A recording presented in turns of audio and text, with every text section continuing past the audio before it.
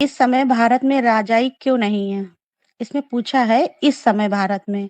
तो माना पुरुषार्थी स्टेज की बात है और राजाई ये संपन्न स्टेज की बात है। तो दोनों में ही स्टेजों में स्थिति की बात है।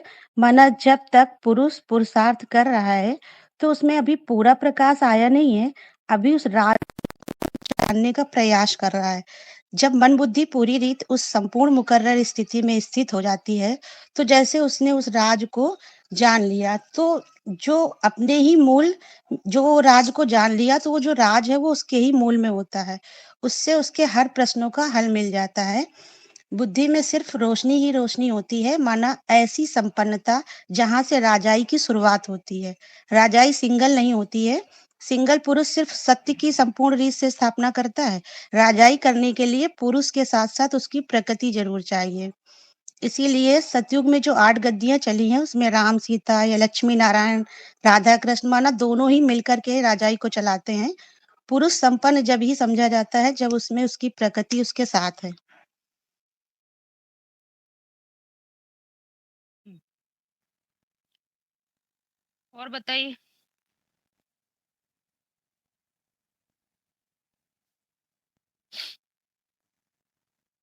इस समय भारत में राजाई क्यों नहीं है? इस समय नहीं है, तो कोई समय होगा जब हो ही होगी राजाई।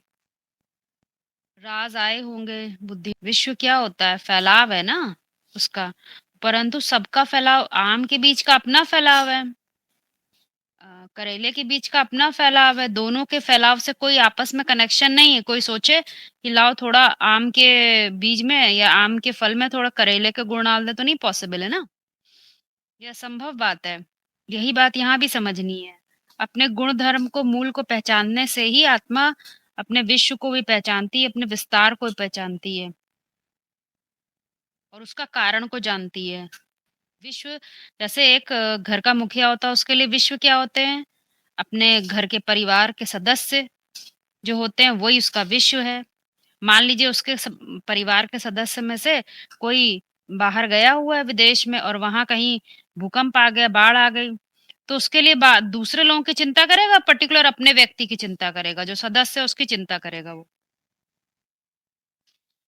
अपने व्यक्ति की करेगा। हाँ, तो वही एक पर्टिकुलर व्यक्ति की ही वो चिंता कर रहा है। तो वो क्यों? क्योंकि वो उसके में उसका जो परिवार का सदस्य है, उसके विश्व में वो आता है। तो उसका जो कनेक्शन है, क्योंकि उसे उसमें उसका खून दौड़ रहा है, खून का रिश्ता है, तो वो खून हो गया। हद की दुनिया में स्थूल खून होता है और बेहद की दुनिया में क्या होता है? संकल्पों का खून। तो कनेक्टेड है ना वो कहीं न कहीं, इसलिए वो उसकी फ़िक्र कर रहा है। बाकी दुनिया में तो रोज़ कहीं न कहीं अर्थक्वेक आता है, कोई न कोई बाढ़ आती, पर वो औरों के मरने की चिंता नहीं करता, औरों के एक्सीडेंट होने की चिंता नहीं करता है। वो किसकी करता है? वो अपने एक पर्टिकुलर व्यक्ति की कर रहा है। रोज़ एक्सीडेंट होते हैं या कभी दुःख होता है उसको? किसी को भी नहीं तब होता। हुँ, तो अपना किसी का होता है, तो वो जो अपनापन है, वो कहाँ से आ रहा है? स्थूल खून से आ रहा है। और जैसे ही संकल्पों की बात आ जाती है, जैसे ही हम आध्यात्मिक स्तर पे आ जाते हैं, तो जैसा हम विचार कर रहे होते हैं, जैसा ही हम सोच रहे होते हैं, वही खून आगे चल के सारे ही झाड़ में पहुंच जाता है। इसीलिए कभी-कभी उदाहरण देते हैं आप लोग को, कभी-कभी आप लोगों को देखने को मिलता होता है कि कोई लोग होते हैं, उनसे हम मिलते हैं, अनजाने होते हैं, परंतु उनकी सोच बिल्कुल हमारे जैसी होती है। पता नहीं होता उनसे, हमारा कोई रिश्ता नाता नहीं होता, पर उनकी सोच बिल्कुल मैच करती है हमसे। तो कहीं न कहीं वो हमारे झाड़ के ही पत्ते हैं, हमारे झाड़ के टाल-टालियों में आने वाले होते हैं। तो परंतु हम पहले जानते नहीं ना, तो ये बात समझ नहीं पाते हैं। तो आध्यात्म में यही बात समझाई जाती है कि जैसे जिनसे हम मिलते हैं, जो हमारे स्थूल खून के नहीं हैं, परंतु हमारे सूक्ष्म खून के हैं, संकल्पों के खून कहीं न कहीं मैच करता है उनसे, तो हम देखते हैं, यदि हम उनको देखते हैं कि वो सत्य की खोज कर रहे हैं, वो भटक रहे हैं, तो हमें लगता है देखो ज़रा उनकी उनकी तरस आती है। तो महावाक्यों में एक बात आती है कि तुम्हारे विश्व के जो आत्माएँ हैं, विश्व की आत्माएँ हैं, वो तुम्हारे इष्ट स्वरूप की का आवाहन कर रही हैं। अपने इष्ट देव को पाना चाहती हैं, ऐसे कहते हैं ना? ये सब बातें व्यक्त वाणियों में बहुत आती हैं। तो वो क्या बताना चाह रहे हैं? तुम अपने मूल को पहचानो। तुम्हारे अंदर वो ज्ञान इमर्ज होगा तो वो उन तक अपने आप पहुंचेगा, क्योंकि वो जिसकी खोज कर रहे हैं वो वहां तक नहीं पहुंच पाएंगे, क्योंकि वो टाल टालियों से निकलने वाले पत्ते हैं। तो ये बहुत बड़ी जिम्मेदारी होती है बीज रूप आत्माओं की, कि वो पूरा ही सत्य जान के अपने अंदर पूरा परिवर्तन कर लें, ताकि जो खून है, संकल्पों का खून है, उन तक भी पहुंचे। तो वो विश्व की बात है। देखिए विश्व माना कि जगत, माना कि जिसके लिए हम जगे हुए हैं, माना हमारी कॉन्शियसनेस वहां जा रही है। किस रूप में? संपर्क के रूप में, संबंध के रूप में और संकल्पों के रूप में। तो जहां जहां पहुंच रही है, जो हम मतलब जिसके लिए हमें कॉन्शियसनेस से हम जागृत हैं, जो चीज हमें रिसीव कर रहे हैं, हम दिख रहा है हमें इन रूपों में, वही हमारे लिए विश्व है। हमारे मतलब पुरुषार्थी के लिए, बीज रूप आत्मा के लिए उसकी बात हो रही ना, बीज रूप पुरुषार्थ की पुरुषार्थी स्टेज की। तो उसके लिए उसका झाड़ हो गया ना। अब इस तरह तो यहाँ पे शूटिंग पीरियड में तो किस आधार पे झाड़ है? तो इसमें भी टाल टाली है, पत्ते हैं, तो लेवल है ना उसके। तना है तो संकल्प है, फिर संबंध है, संपर्क है, सभी में बताया गया है। तो इससे आप टैली कर सकते हैं। पिता के सार होता है, वही तो पूरे परिवार को डेवलप करता है, वही तो उनको बनाता है। उसके आधार पे तो उनके शरीर बनता है, शरीर में आत्मा प्रवेश करती है। तो ऐसे ही अभी जो है हम वो राज, जो आत्मा वो सारे राज को जान लेती है। राज किस चीज के है? मैं इमली हूं तो मेरे अंदर इमली का गुणधर्म कैसे डेवलप होने चाहिए। अगर गुण धर्म का ही नहीं पता होगा, अपने मूल का पता ही नहीं होगा, तो हम किसी पिता को ये पता ही नहीं हो कि मुझे अपने परिवार का निर्माण, उसमें कौन कौन सी विशेषताएं होनी चाहिए, उसमें कैसे पालन पोषण करना है कि वो बड़े होके ऐसे समझदारी उनके अंदर आए। तो वो समझ तो पहले पिता के अंदर होनी चाहिए ना। वो सार उसके अंदर ही नहीं होगा तो वो बच्चों में कैसे ये चीज डेवलप कर पाएगा। तो सार सार सार तो ज्ञान का सार होता है ना। चाहे आप शरीर के आधार पे ले लें तो वीर का सार है, और यहाँ ज्ञान वीर का सार है। तो वो जब तक उसके अंदर बुद्धि में नहीं होगा तो सही डायरेक्शन में बच्चों को नहीं चला पाएगा। ऐसे यहाँ पर भी ये जो बाप होता है, जो बीज होता है, उसको पूरे वृक्ष को का निर्वाह करना है ना। मुखिया मुख सो चाहिए, खाता वही है, पचाता वही है, सार वही बनाता है, खून वही बनाता है, परंतु दौड़ता पूरे वृक्ष में। तो सभी टाल यहाँ टाल पे कि बीज जैसे बिना मुकर्रर रथ के आप अपने को आइडेंटिफाई कैसे करोगे? आप टेम्परेरी रथ में, यदि जो आपका विनाशी देवभान है वो तो विनाशी है, आप भी सेकंड में कोई और होता है, सेकंड में कोई और बदल जाता है। अपना रथ ही नहीं पकड़ा होगा तो अर्जुन क्या बार बार पीछे पीछे जाएगा, मैदान से भाग जाएगा तब फिर आएगा? वो अर्जुन होगा? नहीं। मुकर्रर होते बैठ गया सो बैठ गया, फिर नीचे नहीं आता, 76 के बाद नीचे नहीं आता, क्योंकि वो पुरुषोत्तम का पुरुषार्थ है। पुरुषार्थ जो करेगा वो नीचे कैसे आ सकता है? तो मुकर्रर रथ तो फिक्स है, आ गया तो वही मुकर्रर रथ है। इसीलिए बताया जन जन्मांतर, जिससे रोल प्ले किया हीरो पार्टधारी कोई कॉमन मैन नहीं बनता है। हीरो पार्ट प्ले करने के लिए हीरोइज्म चाहिए, उसके अंदर वो वैलर चाहिए, उसके अंदर वो बल बल चाहिए। तो वो बल आत्मा से जनरेट होता है। ये वो जो बोला है ना, जो विश्व की बादशाही वाली बात है, तो इसको इस एग्जाम्पल से भी समझ सकते हैं ना। जैसे कोई डॉक्टर है, इंजीनियर है, उसने पूरी इंजीनियरिंग की पढ़ाई कर ली, पढ़ ली, कमांड हासिल कर ली। अब वो सारी चीज, कोई भी मशीनरी को ठीक कर सकता है जिस चीज में कमांड हासिल कर ली। तो अब क्या है, उसकी वो वहां पे एक काम करने लगती है, अथॉरिटी काम करने लगती है, मतलब बादशाहियत कायम हो गई उसकी उस क्षेत्र में। तो ऐसे ही यहाँ पे मुकर्रर रथ की बात है। तो मुकर्रर रथ के आधार पर, मुकर्रर रथ की पक्की वो हो जाने पे, पहचान हो जाने पर, एक वो जो पन डेवलप हो जाता है ना, अथॉरिटी, जिसके आधार पे जैसे सत्य से सत्ता आती है, तो उसकी सत्ता, सत्ता झाड़ में दिखती है, सत्य झाड़ के बाहर है। तो यहाँ यही बात है, बीज की बादशाहियत किस आधार पे, बीज सारे झाड़ को किस आधार पे कंट्रोल कर रहा है। वो जो उसके अंदर वो अथॉरिटी काम कर रही है ना, वो पन डेवलप हो गया। किस किसके आधार पे पन डेवलप हुआ? मुकर्रर रथ की पहचान के आधार पे, जो उसने पढ़ाई पढ़ी, और उसके आधार पे वो जो पन डेवलप हुआ ना, वही बादशाहियत कायम हो गई उसके झाड़ में, किसी मतलब किसी भी क्षेत्र में महारत अच्छा, हासिल नहीं होती। फुल परफेक्शन आ गया, ऐसे बोल सकते हैं। हाँ, और क्या। हाँ, जो परफेक्शन कह रहे हैं, परंतु मुकर्रर रथ का परफेक्शन लाएंगे किस चीज में? हमें क्या मूर्ति बनानी है उसका पता ही नहीं है।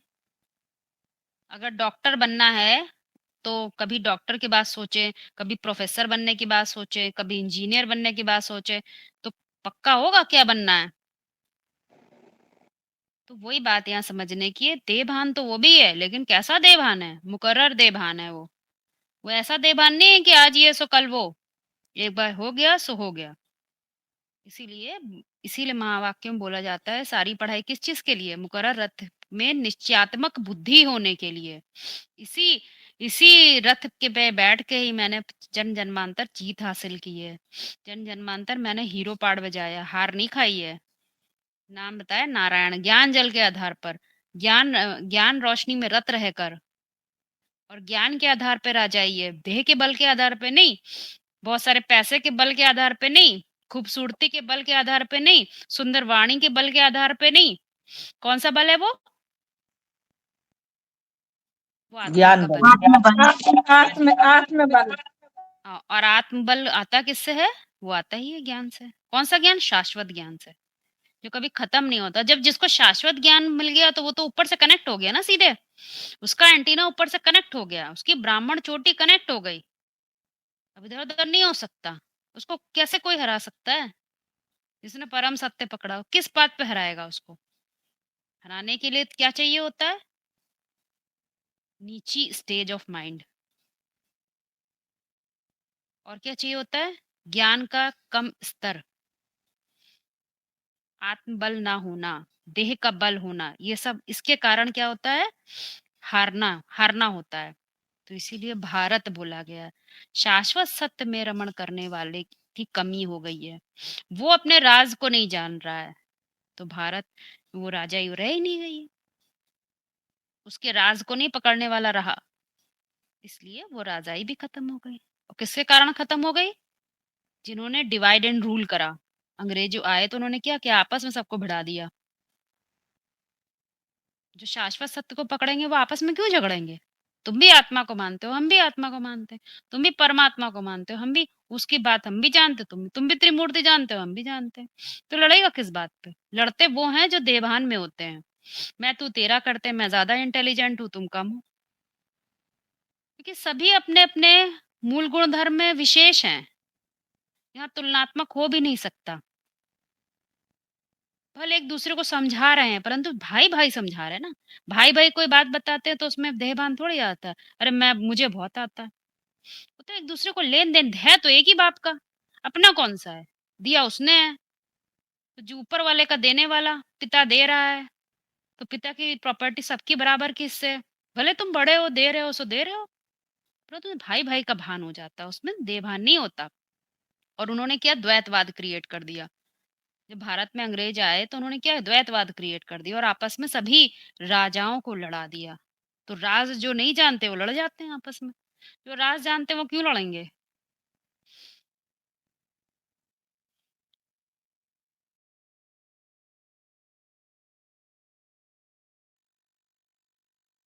इसीलिए मुरली ने बोल दिया है कि एक राजा एक राज्य होगा, बिल्कुल, एक मतलब ही अद्वैत। एक भाषा।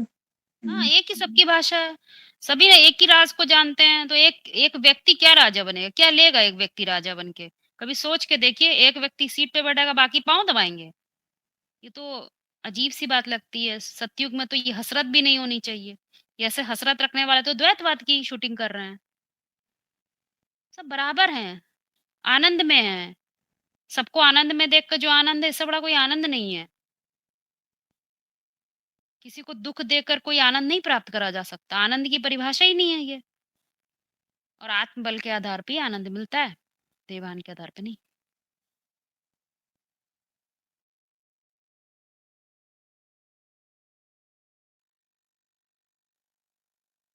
हम बोल रहे हैं ज्ञान मान सरोवर कहो या अमृतसर कहो, बात एक ही है।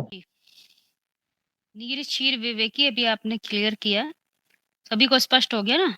नीर क्षीर विवेकी, वो विवेक का एक तुलनात्मक अध्ययन किया गया है कि कैसे उस व्यक्ति की या उसके चरित्र का वर्णन किया जाए। नीर क्षीर विवेकी। चलिए, जो अमृतसर है वो कौन से धर्म से कनेक्टेड है? कौन सी धारणा से कनेक्टेड है? सिख। सिख धर्म। हाँ, देवी देवता सनातन धर्म का को सहयोग धर्म कौन सा है? सिख धर्म है। यानी सीखने सिखाने की बात होती है। सीखने सिखाना जिस जिस जो है वो सहयोगी धारणा है। सहयोगी धारणा। योग में, योग समझ रहे ना, नीर क्षीर विवेकी, वो योग की प्रोसेस है, वो एक स्थिति है, वो विवेक बना रहे तो उसके लिए सर में क्या होना चाहिए? अमृत होना चाहिए। और अमृत जो भरता है, जो भरा रहता है, उसके लिए खास बात क्या होती है? उसी के आधार पे सीखना है हमको। सीखने की जो मादा होती है वो किसी और चीज के आधार पर नहीं कि मेरा कुछ फायदा हो जाए, मुझे कुछ लाभ मिल जाए इस दुनिया में, उसके आधार पर कुछ सीखना नहीं होता है। इसीलिए उसका सिख धारणा है। वो धारणा पे होगा, वो तो धारणा दिखा दी और मानसरोवर दिखा दिया एक तरह से देवी देवता धर्म का। तो वो दोनों एक ही बात है। वो बताया जा रहा है समझाने के लिए, दृष्टिकोण बनाया जा रहा है कि वो धारणा होनी बहुत जरूरी है अमृतसर। क्योंकि ज्ञान मानसरोवर को जब बताते हैं तो वहां वहां हंस होते हैं, जबकि अमृतसर में हंस नहीं होते हैं। तो वो दोनों एक तरह से एक ही चीज है। वो सहयोगी धर्म हो गया और वो देवी देवता धर्म। इसमें ये एकदम एक चीज ऐसी इस अर्थ में ये क्वेश्चन है कि ये वो एक कैसे हैं? तो एक इसमें अंतर भी है थोड़ा, लेकिन अंतर होते हुए भी एक है। क्या अंतर है? जो ज्ञान मानसरोवर है वो मेल वर्जन में है, और अमृतसर क्या है? साकारी में दिखाया, नीचे अमृतसर स्थूल में कहा, नीचे यादगार दिखाई है, तो वो उसके मुकाबले फीमेल वर्जन में है। ज्ञान मानसरोवर मेल वर्जन है, क्योंकि सरोवर कुमार को बताया गया है। अब इसके लिए एक आध महावाक्य हम आपको बता दे रहे हैं। एक मिनट।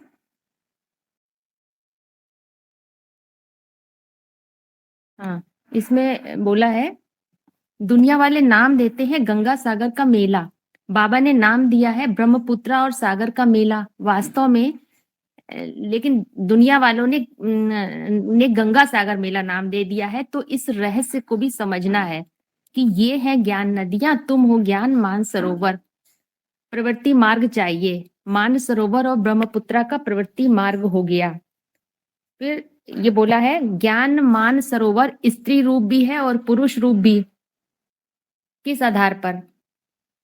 तो उसमें बताया, असली गंगा तो धरती पर ही होती है, स्वर्ग होता है भारत में जिसमें बहुत जल है, जिस बहुत ऊंची स्टेज में बहती है, जो मानसरोवर से निकलती है, बहुत ऊंची ऊंची स्टेज में बहती है।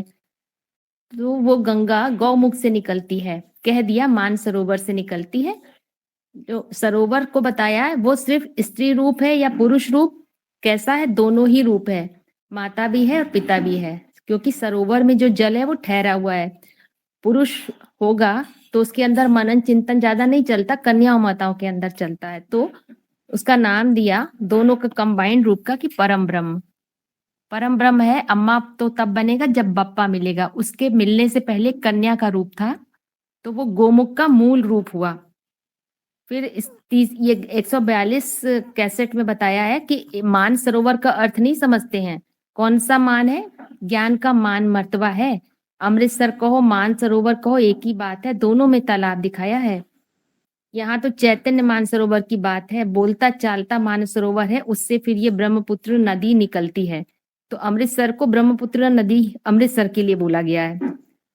तो ये एक और इसमें है कि अमृत कैसे बनता है? अमृत बनता है कि जहां मन बुद्धि जो अव्यक्त है, इन आंखों से देखने में नहीं आती है, उस मन बुद्धि के पुरुषार्थ से अमृत बनता है। इंद्रियों से अमृत नहीं बनता है, न ज्ञान इंद्रियों से न कर्म इंद्रियों से अमृत बनता है। अमृत बनता है जो अव्यक्त है, इन आंखों से नहीं देखने में आती है, अव्यक्त मन बुद्धि के पुरुषार्थ से। तो विचार सागर मंथन करेंगे तो अमृत बनेगा। तो सिखों ने क्या किया? अमृतसर में सिंध की तरफ देखो खुम्बिया खाते हैं। तो अमृतसर बेहद में क्या है, इसके लिए बताया एक महावाक्य में कि जिसके सिर में मनन चिंतन मंथन से निकला हुआ ज्ञान अमृत भरा है, वो है बेहद का अमृत। तो ये एक्चुअल में दोनों के कंबाइंड रूप की यादगार है, मेल और फीमेल का। जब मेल वर्जन संपन्न हो जाता है तो परम ब्रह्म का रूप बनता है। माता बनने से पहले वो उस परा प्रकृति के आने से पहले का रूप है, वो परम ब्रह्म वाला, जहाँ पे अर्धनारीश्वर रूप कह दो। ज्ञान मानसरोवर अमृतसर का कॉम्बिनेशन है, माना कि जो सरोवर यानी कि ज्ञान की बुद्धि की ऊंचे से ऊंची स्टेज, बुद्धिमानों की बुद्धि वाली, ज्ञान को मान देते देते बुद्धिमानों की बुद्धि तक पहुंचते हैं। तो वो हंस जो बताया अभी, हंस वृत्ति के आधार पर फिर क्या होता है, मनन चिंतन मंथन जो होता है वो एकदम एक्यूरेट होता है। तो वो कैसे होता है, सार को सार निकलता है, उस सार को ग्रहण करने की इसमें क्षमता होती है। वो परम ब्रह्म, वो अर्धनारीश्वर रूप जो परम ब्रह्म है, आधा स्त्री रूप और आधा पुरुष रूप है। तो ये वो वाली स्टेज बताई गई है, इसलिए इस आधार पे वो एक हैं। त्रिकालदर्शी का अर्थ होता है कि तुम तीनों काल को जानते हो। दर्शी माना तीनों कालों को जानने वाला, भूत भविष्य और वर्तमान। काल माना समय। जब हम ड्रामा के अंदर होते हैं तो समय के बंधन में होते हैं, काल चक्र के अंदर होते हैं, क्योंकि समय हमारे लिए बीत रहा होता है। किंतु जब हम ड्रामा से बाहर होते हैं, अपन को आत्मा समझने लगते हैं, स्व स्थिति में स्थित हो जाते हैं, तो काल चक्र से बाहर आ जाते हैं और समय तब भी बीत रहा होता है, किंतु आत्मिक स्थिति में स्थित रहने के कारण हम उसके प्रभाव में नहीं आते हैं। तभी तीनों कालों को देखने की क्षमता डेवलप हो जाती है। समय तो जड़ है, वह नहीं बदलता, किंतु यदि हम अपनी स्थिति बदल लें तो हमारे लिए समय बदल जाता है। एक्यूरेट, बिल्कुल सही बात बताई है। इसी में थोड़ा और ऐड करेंगे, त्रिकालदर्शी होने की जो बात है, जैसे कि एक उदाहरण समझते हैं, ऐसे मतलब हम कहीं थोड़ा ऊंची मंजिल पे बैठे हैं तो हम सभी चीजों को देख सकते हैं। तो वो ऊंचाई स्थिति की बात है, समय स्थान वायुमंडल वहां काम नहीं करता, स्थिति की बात है। तो वो वहां पर वो कह सकते हैं वो टेंडेंसी, वो क्षमता डेवलप हो जाती है कि हम वो तीनों कालों को देख सकते हैं। परंतु अब तीन काल क्या हैं? तीन काल वही हैं जो हमें कुछ गुजरता हुआ, कुछ आता हुआ, कुछ होता हुआ नजर आता है, वही तीन काल है। अब तीन काल में कुछ होता हुआ, गुजरता हुआ ना देखें, उसकी जगह क्या देखें? उसकी जगह ये देखें कि यही होता है। क्या होता है? स्थापना होती है तो उसकी पालना भी होती है, एक समय बाद उसका विनाश भी होता है। क्या देखें? कि जो चीज आज हमें दिख रही है वो कल नहीं होगी। क्या देखें? हम जो आज हैं वो कल नहीं होंगे, जो आज हमारे पास है वो कल नहीं होगा। इस तरह से जितने भी सनातन रूप से जो सत्य हैं उनको बुद्धि में रखकर जब हम हर चीज को देखते हैं तो हमें वो दिखाई देता है, तीनों में यही चीज होगी, बदल ही नहीं सकता कोई चीज। जैसे कोई आपको मान लीजिए दिल्ली जाना है, गाड़ी में आप बैठ गए, तो आपको पता है ना कि ये जिस जो हमको गाड़ी पटरी पे चल रही है ये वहीं दिल्ली पहुंचाएगी, ये कंफर्म है ना। आप सो जाते हैं आराम से, दिल्ली पहुंच जाते हैं, बेफिक्र होकर पहुंचते हैं ना। देखते तो नहीं रहते, झांकते तो नहीं रहते भाई दिल्ली जा रहे हैं, कहीं और तो नहीं जा रहे हैं, क्योंकि आपके दिमाग में कंफर्म है कि हमको ट्रेन दिल्ली पहुंचा देगी। इसी प्रकार से निश्चयात्मक बुद्धि ज्ञान के आधार पर बनना होता है कि हम जो देख रहे हैं वो बिल्कुल सही है, यही होगा। तो जब ये देखने की हमारे अंदर क्षमता आने लग जाती है, त्रिकालदर्शिता का एक उदाहरण है। इसकी एक त्रिकालदर्शी की पोस्ट भी है, एक महावाक्य बता रहे हैं। बोला है कि ज्ञान स्वरूप माना त्रिकालदर्शी, अर्थात तीनों का ज्ञान चाहिए, स्थान, स्थिति और व्यक्ति का ज्ञान। प्रकृति मतलब जड़, चेतन परमात्मा और ड्रामा का पूरा ज्ञान होना चाहिए, तभी सफलता मिलती है। तो स्थान, स्थिति और व्यक्ति माना हो गया व्यक्त तत्व। क्यों व्यक्त तत्व का ज्ञान? क्योंकि बीज रूप आत्मा के अंदर अपना अपना विधान काम कर रहा है, वो उसी के द्वारा ही व्यक्त होता है, तो वो व्यक्त तत्व हो गया व्यक्ति के रूप में। अब अपनी स्थिति को भी समझो, वायुमंडल को भी समझो, क्योंकि ज्ञान समझ का विषय है। माना जैसे बाहर कुछ भी घटना घट रही है तो अगर हम उसी में इन्वॉल्व हो गए तो त्रिकालदर्शी नहीं कहे जाएंगे। क्योंकि जो बाहर घटना घट रही है वो तो विस्तार है, उसका कारण तो भीतर है। घटना घटी तो घटना घटती है, अगर ज्ञान नहीं है तो घटना कभी अच्छी लगती है कभी बुरी लगती है। तो अब जो ज्ञानी होगा, जिसको ज्ञान नहीं है वो तो एक पक्ष देख रहा है, ऊपर का हिस्सा देख रहा है बाहर बाहर का। लेकिन जो ज्ञानी होगा, त्रिकालदर्शी होगा, तो वो तीन तीन तत्वों को देख रहा है। यानी कि कौन से तीन को? जो घटना घटी बाहर की, उस घटना को देखा, और उस घटना से जिसको अच्छा या बुरा लगा, उस अच्छे और बुरे लगने वाले उसको देखा। और तीसरा, जो ज्ञानी होगा तो तीसरा उस किसको देखेगा? उस साक्षी भाव के आधार पर उन दोनों को देख रहा है, दृश्य को भी देख रहा है और दृष्टा को भी देख रहा है। तो ये त्रिकालदर्शिता हो गई।